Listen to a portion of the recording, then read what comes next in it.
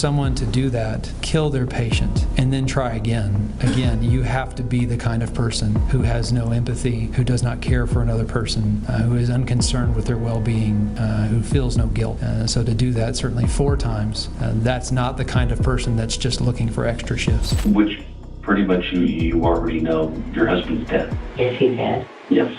Got it.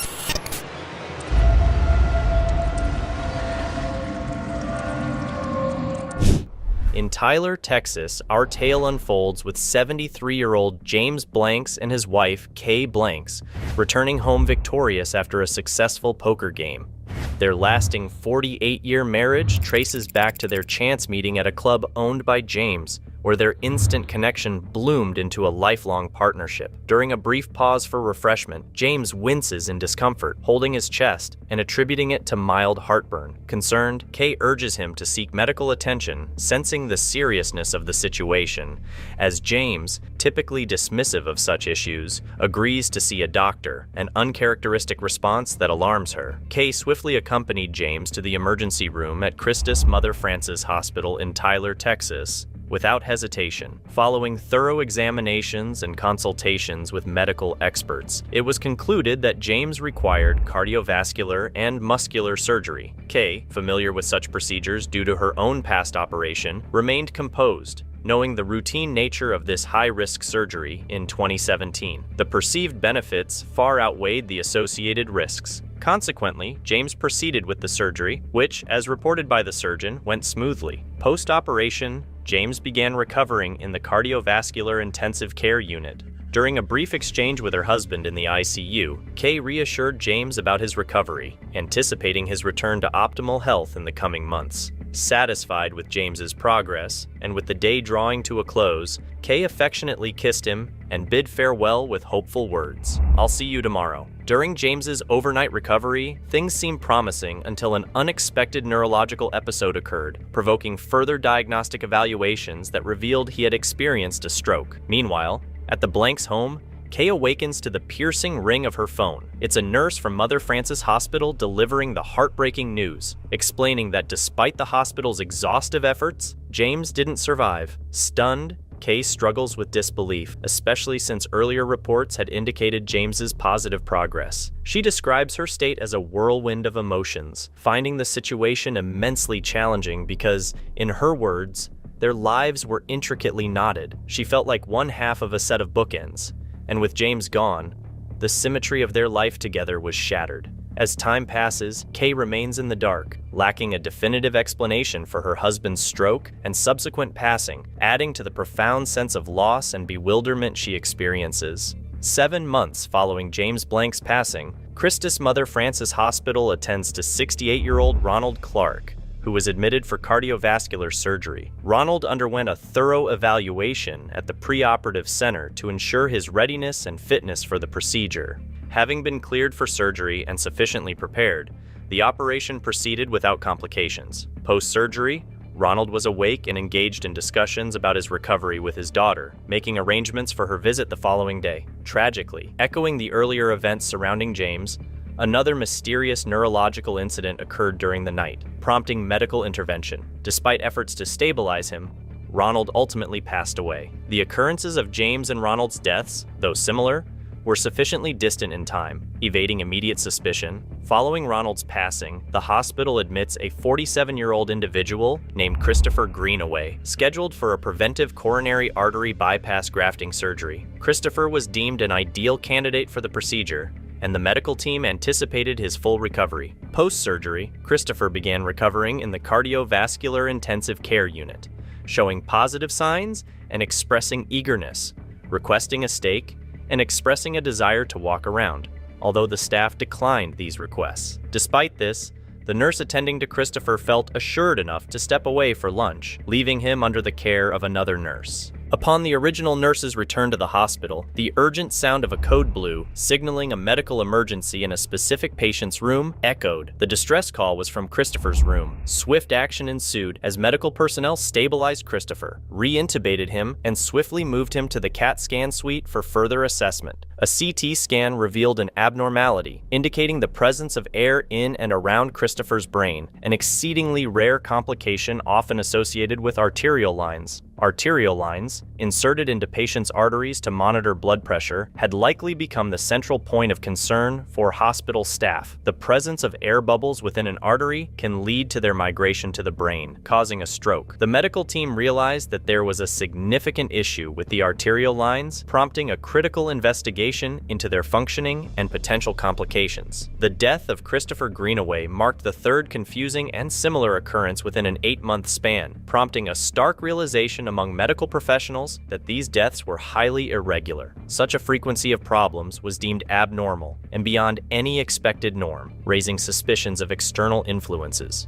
In response, the hospital initiated a comprehensive 360-degree evaluation, scrutinizing every aspect related to arterial lines, from their insertion to patient's discharge, to rule out equipment malfunctions or procedural flaws. Resorting to installing cameras on the CV/ICU floors, the hospital aimed to gain insights into the ongoing puzzling events. Despite these measures, the unexplained incidents continued, occurring infrequently, sometimes twice within a month, other times with longer intervals between occurrences. The repeated mysteries nurtured an atmosphere of distrust within the hospital, leading to a rift between nurses and doctors. Nurses suspected issues originating from the operating room, while doctors and surgeons pointed fingers toward the nursing floors as the probable source of the problem. This discord deepened, creating a divide between the two factions within the medical staff. In January 2018, 58-year-old Joseph Kalina underwent an emergency heart operation, which, according to the surgeon, proceeded without complications. Initial reports from the ICU day shift indicated positive progress in Joseph's recovery. However,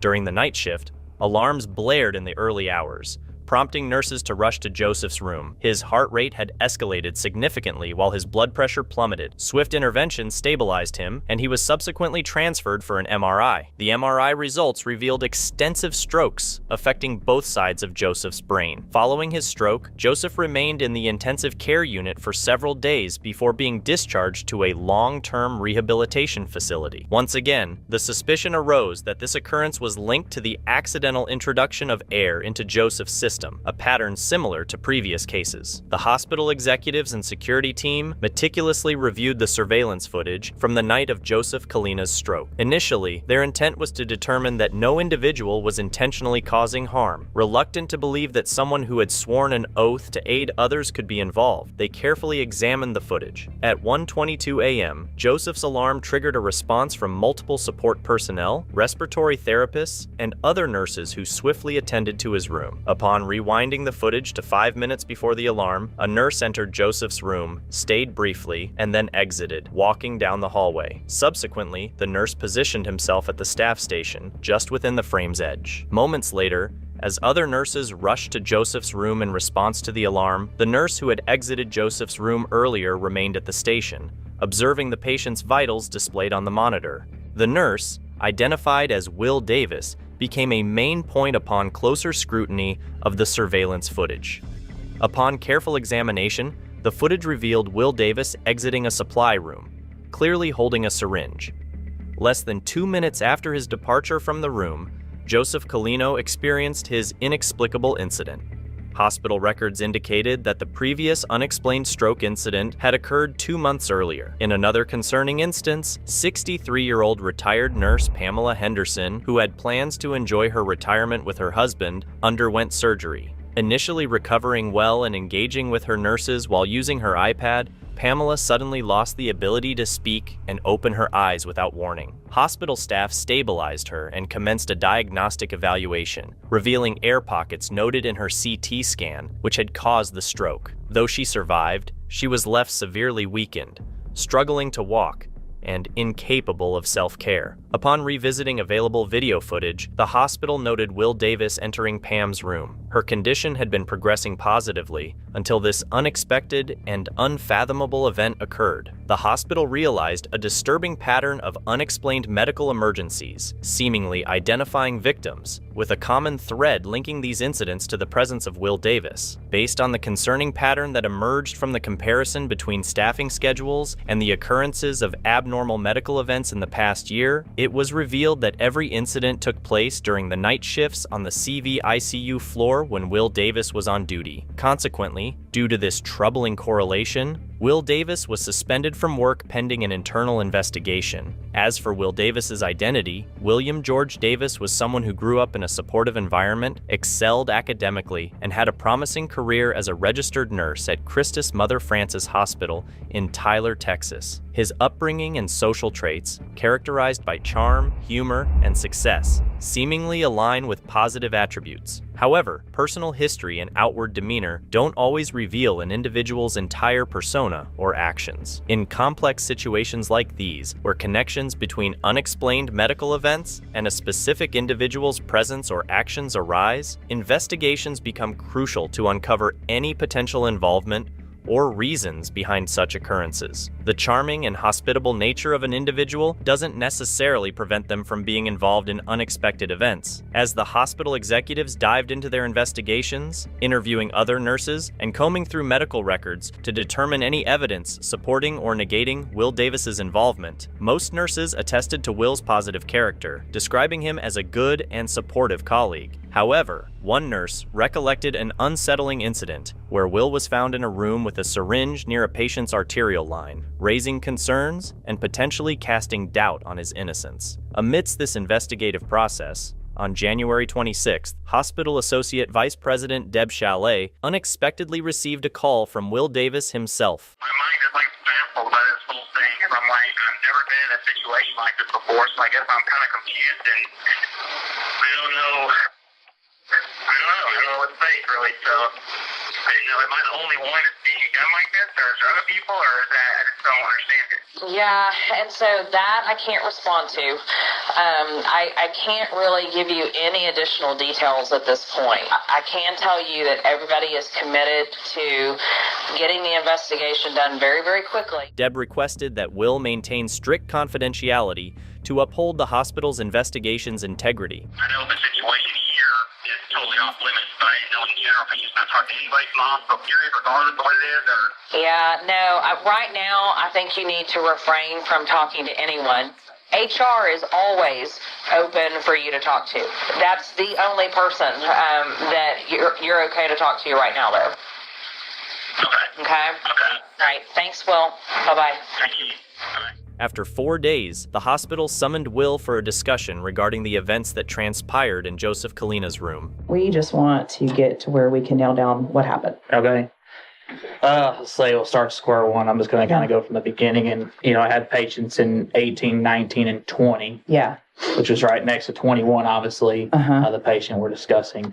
Then went next door to help Lacey with some labs. Okay. And usually most time, we all look out for each other. So he'll say, hey, can you listen out, just make sure, especially with it being a fresh heart patient. And anyway, I heard IV beeping. I walked in the room to see what it was. Even the patient had asked me, he said, hey, what's that beeping? Will remembers resetting the alarm and clearing Joseph Kalina's line. Flushed the line and the blood cleared out and everything. Okay. After that, everything looked good.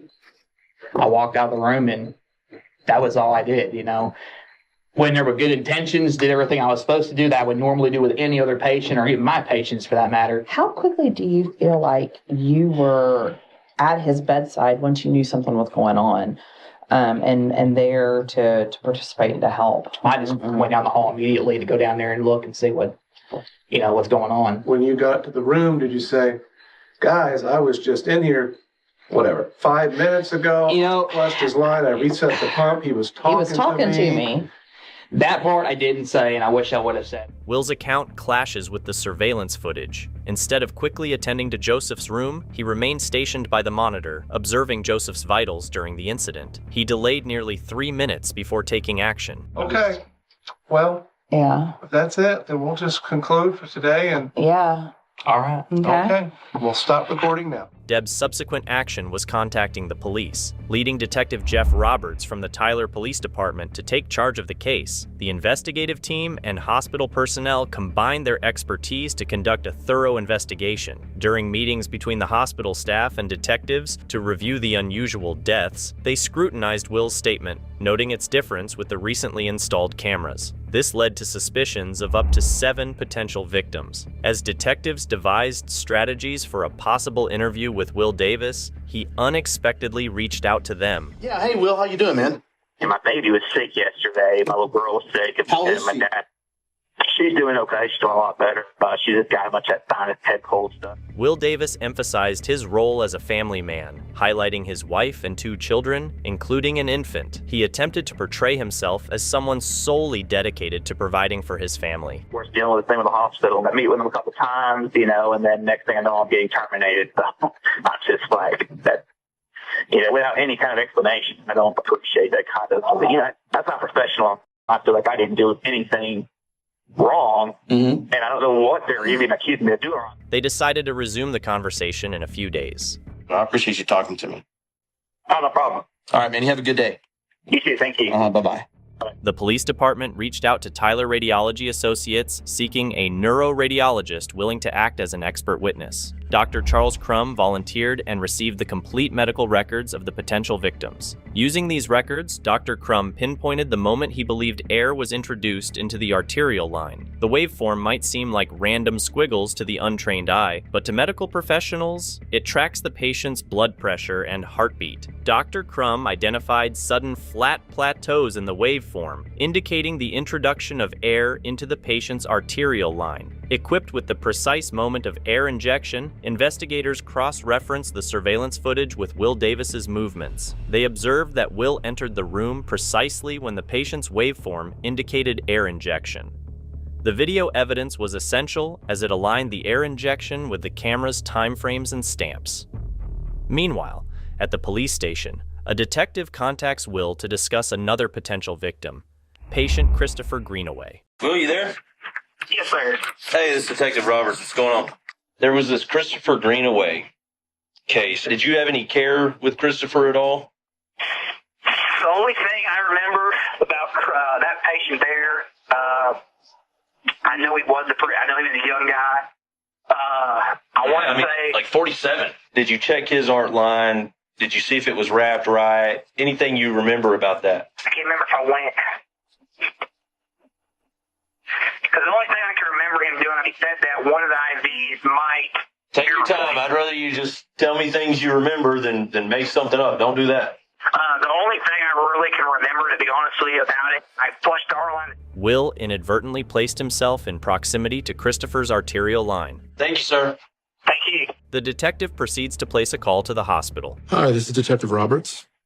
Have there been any more incidents since Will Davis was suspended? The confirmation for investigators that they were on the right track came from the absence of further unexplained strokes once Will Davis was barred from working at the hospital. Subsequently, detectives armed with a search warrant proceeded to Will Davis's residence. They seized computer equipment and cell phones, subjecting these items to forensic analysis. Among the recovered evidence was a text exchange between Will and another nurse. In the conversation, Will mentioned his intention to work that night, and the nurse replied with a cautionary remark, urging him not to harm anyone. Will replied chillingly, referencing himself as the closer, implying a sinister meaning. During the interview with the nurse, she clarified that the messages were part of dark humor, and she had no clue about Will's involvement in the hospital tragedies. Upon examining Will's computer, detectives discovered searches related to the effects of introducing air into an IV system. Additionally, they found research on notorious serial killers, likely indicating Will's interest in comparing his actions and the number of victims to those of other killers. Subsequently, Will Davis was invited to the police station to retrieve his seized belongings. Extend it for me. Need you to turn around for me. Put your hands right here. Listen up. We're going to put these on you. Okay. Got a warrant for your arrest. the news of Will's arrest reached widow Kay Blanks, who recognized striking similarities between the reported news and the events surrounding her late husband, James Blanks. She reached out to the Tyler Police Department to inform them about her husband's case. However, despite her efforts, there wasn't sufficient evidence to charge Will with the murder of James Blanks. It seems like the root of Will Davis's actions might be traced back to his upbringing, despite his early life not reflecting the typical traits associated with a serial killer. While his mother portrayed their family as loving, acquaintances from Will's youth highlighted the substantial control applied by his father. Will's father ingrained in him the drive to surpass others, fostering a need for superiority that seemed to influence Will profoundly. Witnesses, such as a cousin of Will's childhood girlfriend, observed his controlling behavior, including his constant monitoring of his girlfriend's whereabouts and manipulating her to believe she was at fault. Reports suggest he even attempted to ram his car into her home after her family took legal action due to his mistreatment of their daughter. Despite these traits and incidents, a concrete motive behind his murderous actions couldn't be definitively established. However, while a motive might not be crystal clear, it's not always required for a conviction. The trial of Will Davis commenced in September 2021, charging him with murder and aggravated assault. Throughout the trial, the jury learned how Will heartlessly injected air into the arterial lines of potentially 12 victims, resulting in irreversible brain damage. Despite the heart-wrenching testimonies from medical experts and affected individuals detailing their struggles and deformities caused by his actions, Will remained expressionless and showed no signs of remorse or concern. Following a 2-week trial, William George Davis was found guilty of the murders of John Lafferty, Ronald Clark, Christopher Greenaway, and Joseph Kalina. The first 3 tragic events occurred in 2017, while Kalina was attacked in 2018 and succumbed to the injuries 2 years later. The sentencing phase included the revelation that Davis might have been involved in the deaths of patients Perry Frank, James Sanders, and James Blanks. Moreover, he was accused of attempting to kill Gary Parker, Pamela Henderson, Ricky Glenn, James Wages, and Jesus Serrano. The severity of the crimes led to the judge issuing a death sentence for Will Davis. For the detectives and medical professionals involved in the case, the sentencing brought a sense of relief, offering some closure to the families of the victims. However, on the night of his conviction, Will's wife reached out, demanding the truth from him. But I need to know, was there even the slightest bit that what any of the prosecution side was true about you? Anything with any kind of intent? No malicious, nothing. Even if you can't admit it to yourself, we're not looking to give yourself an answer, but we need something for your kids. I'm not gonna lie, I couldn't afford to be off. I couldn't afford to be called off, and I tried to make sure people stayed ICU a little bit longer, just a little bit longer, so that our numbers would work out so that I could work. The revelation of Will Davis admitting to harming patients due to financial constraints was proven false. Kay Blanks expressed the profound pain of losing a loved one and the added devastation of learning they were intentionally killed. Despite the 4 murder convictions, the story continues. In a media interview from 2022, now 38-year-old Will Davis dives into his motives and more, extending the narrative. I forgot my suit.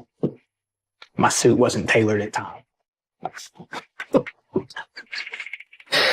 sorry. Okay. Hi, Will. Hi, Dr. Fox. Hello. You can call me Brianna. Brianna? Yes. Thank you for having me.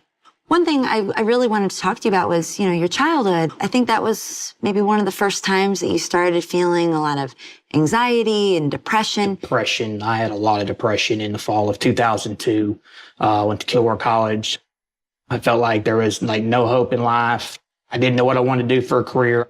I went to the doctor at that time for that, and he had prescribed me, I guess, SSRI for depression, and then I wasn't on it very long, and after that, and then that's when I tried to run my truck into a tree, committed suicide, and had just a bunch of different acts like that weren't good. They said I was bipolar, put me on Depakote and lithium at that time. To be honest, I don't feel like I never really thought I was bipolar. But I know they had mentioned bipolar. I never went back to get on that medication. I just kind of more or less turned into a anti-anxiety, antidepressive type. What, if any, financial stressors did you have, and when did they begin? I'm going to be honest, I'm horrible when it comes to finances. When I became a nurse, I already had built up debt. I paid my bills on time. It's just what the problem was over time, I started suffocating myself with so much stuff where I'm just like basically paying the minimum payment just to keep my credit good each month. You're just overwhelmed, stressed. You think there's no hope. There's no way out of this. How am I going to, what have I done to myself? And all of these financial pressures, I mean, can you explain mentally like where you were at while you're going through them? Well, I was taking Lexapro for depression, and then I stopped taking the Lexapro about April of 17. I was having sexual side effects from it, and so it was very hard as a man. Your pride, your confidence, everything, it's like, oh my gosh, what in the world's going on? It's like, and so I stopped taking it. The first incident was, I think, June 15th.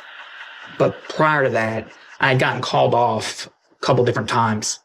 And I thought, okay, well, I'm going in overtime. They need to call me off, let somebody else go in. So I thought, okay, well, that's fine.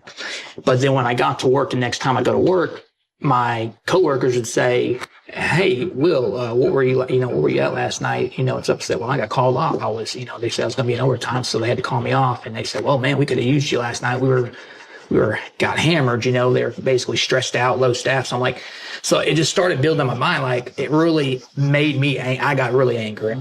My coworkers are sitting here struggling.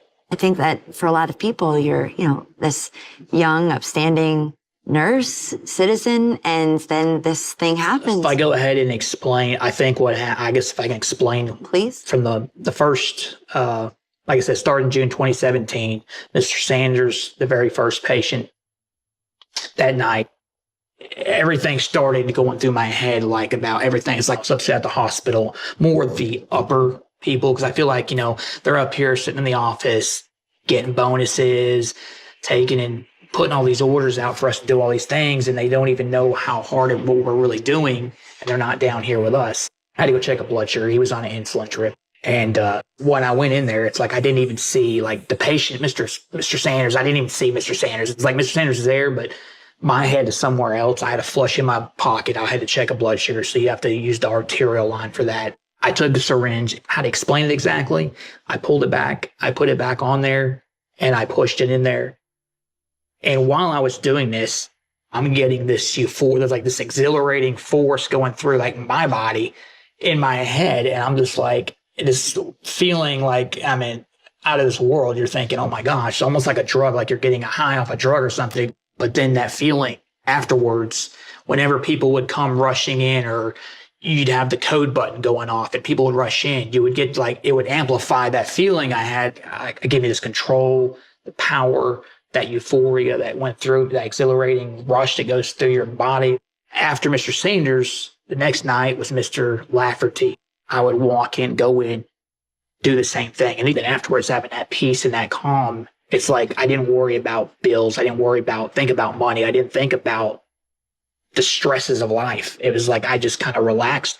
But then thereafter, it really became more of an addiction. It's horrible. I don't even like talking about it. It's horrible. One question that I was wondering, now is the opportunity, if there's any other families or any other people that you want to, I would say, confess or like have absolution, get off your chest. There was the 96-year-old elderly lady in 2016. I did fail to mention her. And that was more of a mercy thing. She was 96. She was a DNR, do not resuscitate. She was basically end of life. It's hard to sit there and watch her suffering. Can you just tell me really quickly more about that? So that was the first time, and how did you go about that? So basically, I gave her potassium chloride to stop her heart. I gave her pain medicine so she'd be comfortable. I shouldn't have played God. I should have done that. That was wrong. But it was hard watching her suffer. I do believe that maybe by doing that, it might have opened a door that I shouldn't have opened. And this is my last question. You mentioned it earlier, but do you believe that you're going to heaven? I do. I've been, I feel like, Jesus, I've turned my life around back to him. I focus on the Lord, and he's forgiven me. So that was all I had. I'm sorry it went so fast, Will. I know it was quick. I was hoping to get that, that off my chest. As Will's story comes to an end, we shift our focus to the bizarre case of Colleen Harris. The tale commences in Placerville, California. Shortly past 6 p.m., an unusual call finds its way to the El Dorado County 911 dispatch. 911, what's the location of your emergency? My name's David Weiner. I'm an attorney, and the address of the emergency is Wilderness Court. And there's a dead body there. Okay, what happened? Yeah, I can't tell you. I'm an attorney. I'm just relaying information that I received. Now, who killed who? Don't know.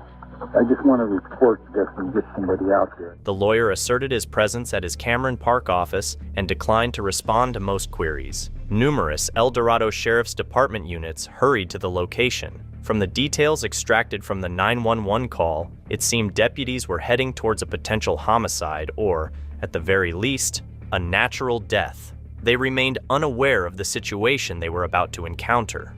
Upon reaching the property, they secured the perimeter. Officers stationed at the front of the house observed a woman moving about inside, behaving as though everything was normal. The officers at the location asked dispatch to contact the residents to reach the woman indoors. Given the uncertainty about the situation inside, they refrained from forcibly entering or risking alerting a potential hostage holder within. Eventually, the dispatch persuaded the woman to approach the door and leave the house. She introduced herself as Colleen Harris, a 70-year-old. Colleen informed the officers that her husband, Bob Harris, age 72, was in bed.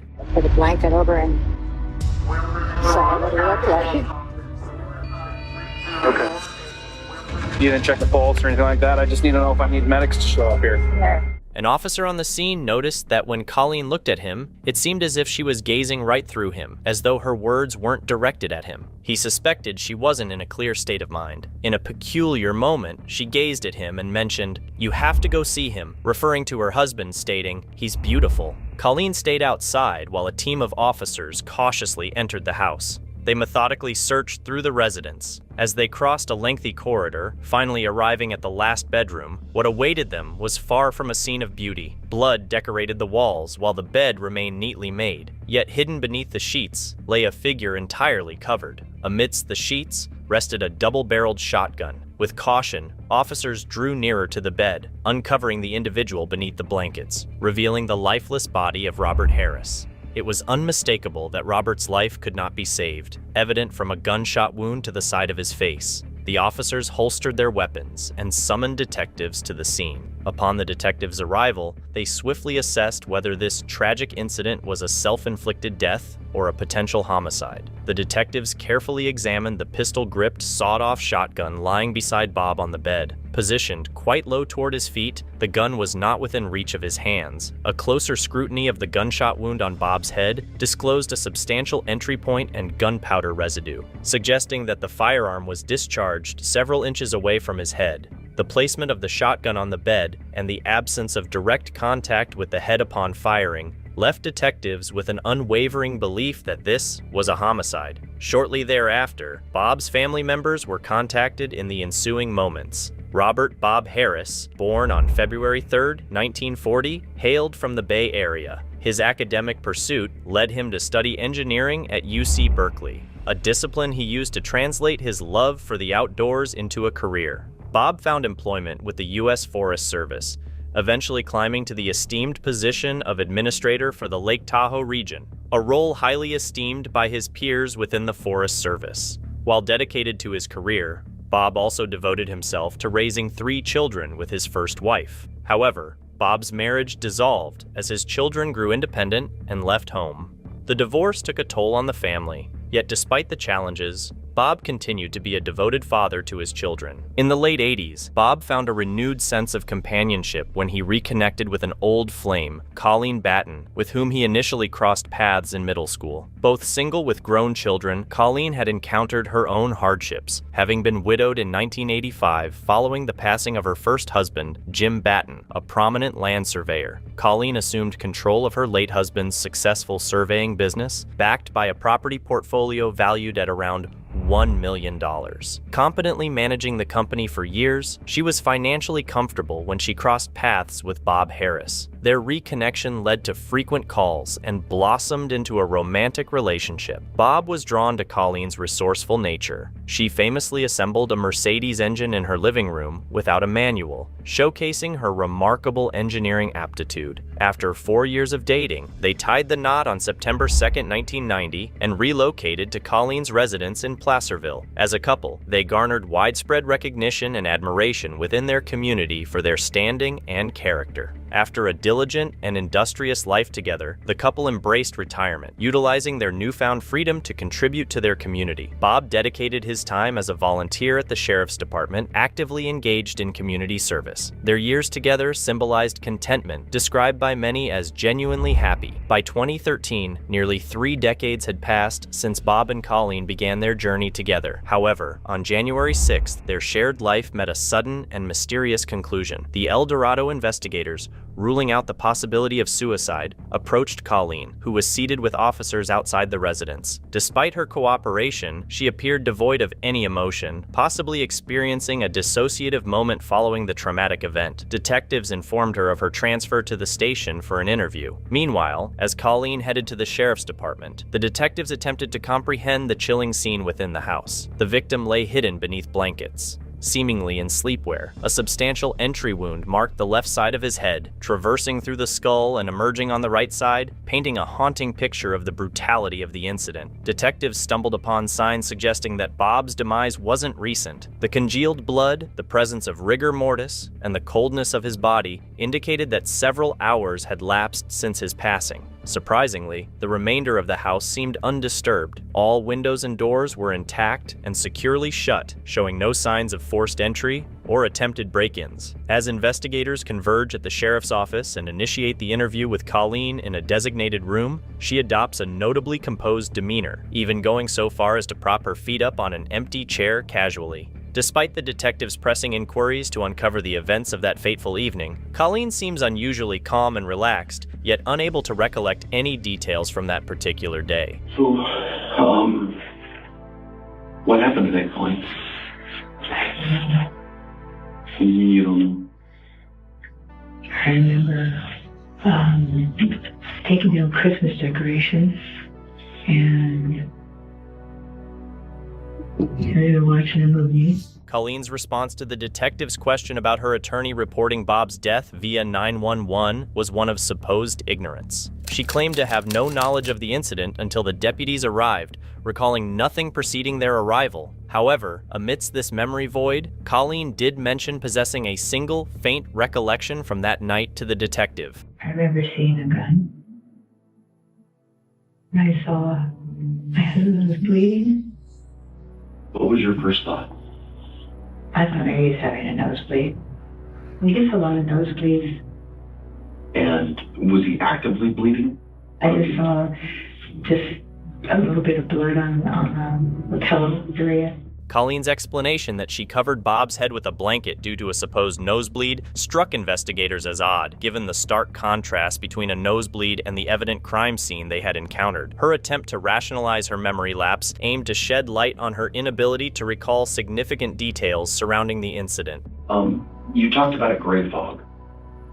Yeah. It's just like I don't know. It's like everything around me is like in a kind of a shadow. Okay. Because it seems like you've lost pretty much all of today. And part of last night. I have, and I don't know why. The interview, already filled with unusual twists, takes an even more baffling turn. Which pretty much you already know your husband's dead. Is he dead? Yes. God killed. Killed. Surprised by the confusing nature of the conversation, investigators opted for a different approach, allowing Colleen to steer the discussion toward any topic of her choosing. In response, she affirmed that her relationship with Bob had been splendid. I never want to love us so. Investigators were confounded by Colleen's puzzling behavior, struggling with the question of whether her alleged psychogenic amnesia was genuine or a calculated hoax. However, a startling revelation added a chilling dimension to the investigation. It came to light that Colleen had been implicated in the death of her first husband, Jim Batten, back in 1985. The details echoed an unsettling resemblance to the current case. Colleen, a firearm, the identical house, and even the same room were involved. Remarkably, the police retained the recording of the 911 call made in 1985, drawing worrying parallels between the two incidents. Were you having an argument when this occurred, or kind of?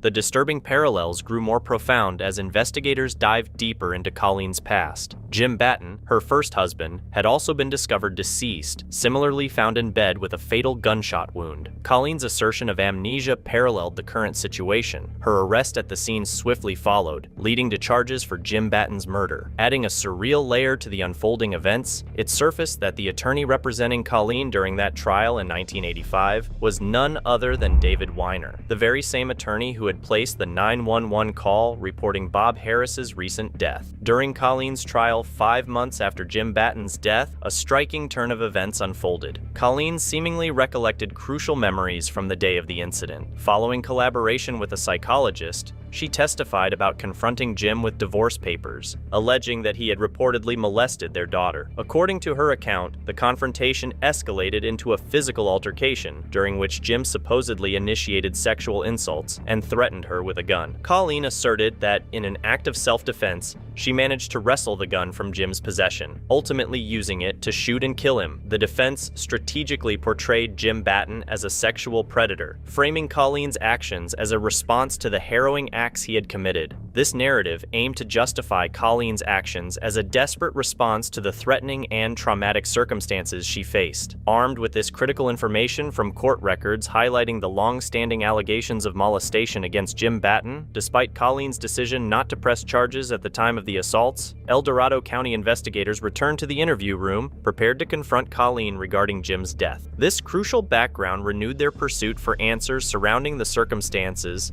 of Jim Batten's tragic demise. Did you have a second husband? Yeah, Okay. I did. How did he die? What did he die of?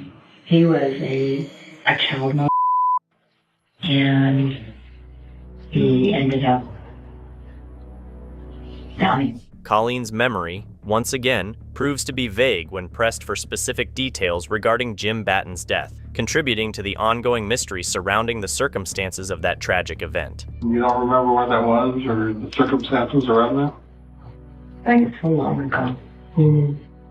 I don't know. As detectives continued questioning Colleen, they simultaneously pursued leads by reaching out to family members for additional insights. These inquiries uncovered unsettling revelations. Indications emerged that Bob and Colleen's marriage had been faltering for a considerable period. A significant factor behind this marital strain surfaced: Colleen's firm belief that Bob was involved in a dishonest affair with a woman residing in Mongolia. Has your husband seen somebody else in another country?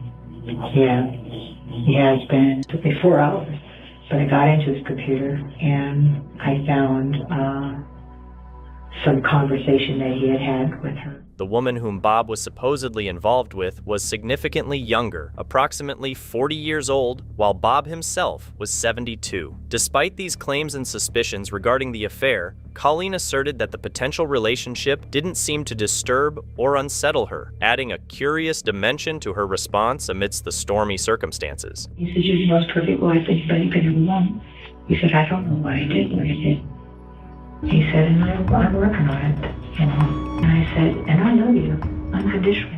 The striking similarities between Bob's recent demise and the events surrounding Jim's death in 1985 intensified detectives' skepticism. With plenty of probable cause, they made the decision to arrest Colleen. However, before transporting her to the county jail, detectives insisted on her evaluation at a local hospital. During her medical observation, Colleen displayed intact cognitive function and memory. Yet, medical staff flagged concerning physical injuries: a graze in the center of her chest and an injury to one of her fingers. These injuries aligned with the scenario of handling the sawed-off shotgun, suggesting a forceful recoil that could have caused the firearm to recoil and strike her chest. The autopsy's findings confirmed Bob's cause of death and established that his body had begun decomposing, indicating that his demise had occurred many hours before the 911 call was placed. Eager to unravel the timeline, investigators sought insights from the individual who initiated the initial emergency call, Colleen's former defense attorney, David Weiner. Intriguingly, detectives discovered that Weiner had more involvement than merely reporting the incident. He had spent approximately an hour and a half with Colleen at the crime scene, before proceeding to his office to make the emergency call. Weiner insisted that he never entered the residence, stating that their interaction took place inside his vehicle, parked in the driveway.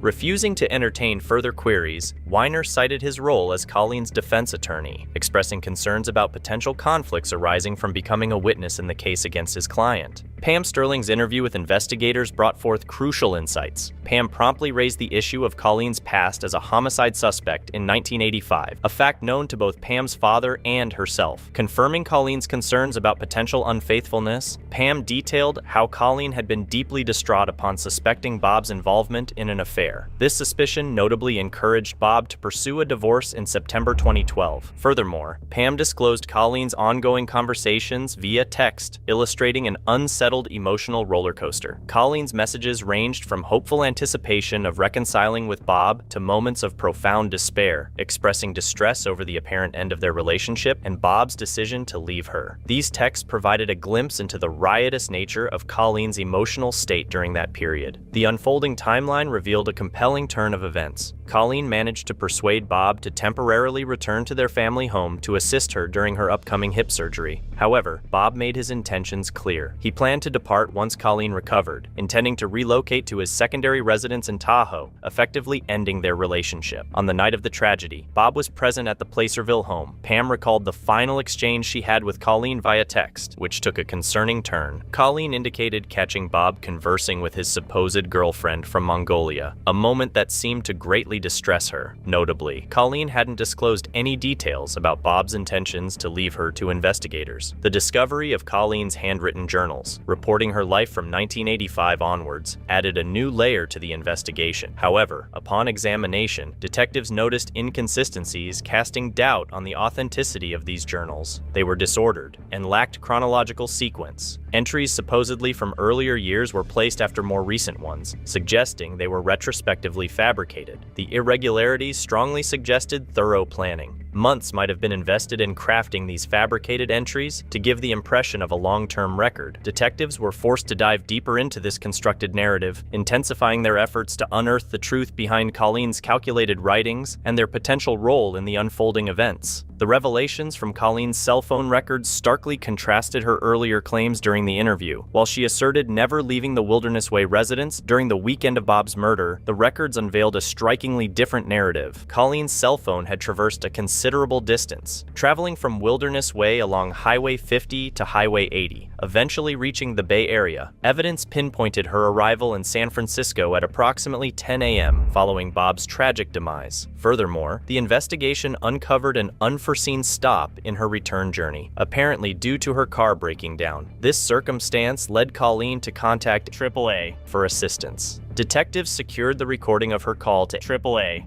an additional piece of evidence shaping the emerging details surrounding the events of that crucial day. Thank you for calling AAA. This is Diane. May I have your name, please?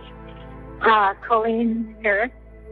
Yes, Miss Harris. Are you in a safe location? Yeah, I did a complete circle on the freeway. Luckily, nobody was behind me or on the side of me. Yeah.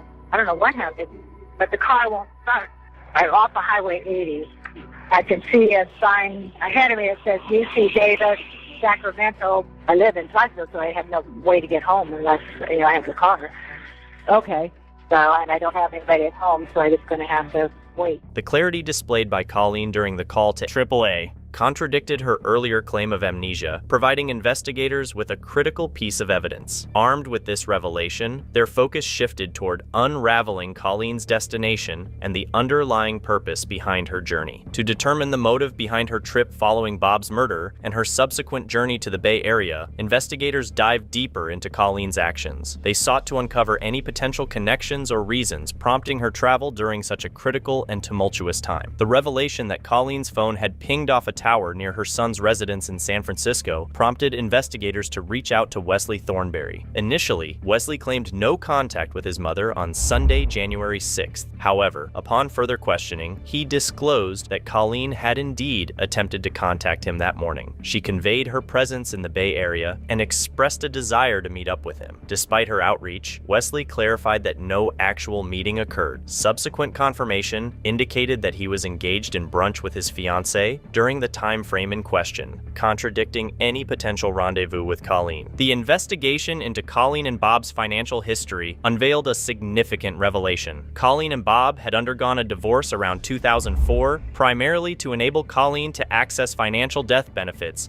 from her former husband, Jim Batten. These benefits amounted to roughly $1,100 per month in survivor benefits. After securing these benefits, Colleen and Bob remarried, shedding light on Colleen's sharp financial focus. Furthermore, it surfaced that Bob's death would potentially yield another financial gain. His pension and a substantial estate were valued at around $1 million. Amidst this accumulating evidence highlighting Colleen's financial interests, detectives received an unexpected call from David Weiner, the attorney involved in the case. Weiner expressed a need to surrender particular possessions he had received, specifically property belonging to Bob Harris, which notably included a substantial coin collection. The unfolding trial shed light on a sequence of events leading up to Bob's tragic murder. Colleen claimed that she relocated the coin collection to prevent its theft, yet investigators and the prosecution held a different perspective. They argued that Colleen potentially intended to use the missing coins to orchestrate a staged robbery scenario, initially planning to frame an intruder as Bob's killer. However, their theory speculated that Colleen's plan evolved over time, leading her to abandon the staged robbery concept. Prosecutors presented a timeline leading to Bob's murder, emphasizing a critical moment during dinner on Saturday night when Bob mentioned his intention to return to his residence the following day. This disclosure seemingly triggered Colleen, marking the point where her emotions boiled over upon realizing that Bob was planning to leave her once again. The trial painted a complex picture of evolving plans and emotions, shedding light on the critical moments leading to the fatal incident that ultimately claimed Bob Harris's life. The trial unfolded with a harrowing portrayal of events leading up to Bob's tragic end. Colleen, aware of Bob's looming departure, precisely crafted a plan. She waited until he was asleep, then entered the bedroom, armed with a sawed-off shotgun, firing at close range, and ending his life abruptly. Following the fatal act, Colleen embarked on a prolonged period of plotting her defense strategy. Initially considering cleaning the crime scene, she swiftly abandoned the overwhelming task. Instead, she opted for a familiar strategy, reaching out to her attorney, David Weiner, the same individual who had assisted her during the 1985 incident. From the crime scene, Colleen made the call to her lawyer, who then contacted the authorities. This maneuver enabled Colleen to discuss with her attorney hours before law enforcement was formally notified of the tragic incident. The courtroom drama unfolded, with the defense presenting various arguments: suicide, accident, self-defense, and amnesia as potential explanations for Bob's tragic death. However, the important recording of Colleen's call to AAAA provided compelling evidence. The jury heard her articulate and aware during the call, undermining any assertion of amnesia or confusion. In a twist reminiscent of her previous trial involving her first husband, Colleen claimed a sudden recollection. She alleged that Bob had assaulted her earlier that evening, recounting a supposed struggle for the shotgun, claiming to have felt the firearm in her hands. According to her account, Bob gained control of the shotgun, which accidentally discharged, resulting in his own demise. However, her assertion starkly contradicted the evidence gathered from the crime scene, failing to align with the factual findings uncovered by investigators. The swift verdict rendered by the jury concluded Colleen's trial with a conviction for first-degree murder, accompanied by a specific allegation of using a firearm in the commission of the crime. This conviction led to a substantial sentence of 50 years to life behind bars. Despite Colleen's imprisonment, the tragedy continued to echo within Bob's family, struggling with the enduring impact of his loss. His children held on to the hope that Bob's legacy would endure through his grandchildren, aspiring for them to recognize and symbolize the textbook qualities he embodied. Colleen Harris passed away in July 2022 while serving her sentence in prison, marking the closure of a tragic chapter in the lives of those involved, leaving behind lingering questions and a legacy of loss. Remember, it's your curiosity that fuels this channel. Keep exploring, stay inspired, and join us for more amazing content next time.